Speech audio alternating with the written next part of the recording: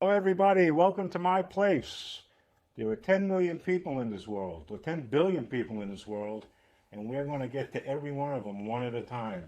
Today we have a story. I want you to meet Bob Sardo, an accomplished composer, director. What else are you, Bob? A piano player. Piano player, of course, jazz pianist. Guy is unbelievable, and how I met him is I was working for a dealership. I'll give him a shout out, Bay Ridge Honda in Brooklyn, New York. And I went on a test drive, helping a friend of mine, Igor, shift. He didn't have time to take him. And I was into jazz at that time, and I had a demo.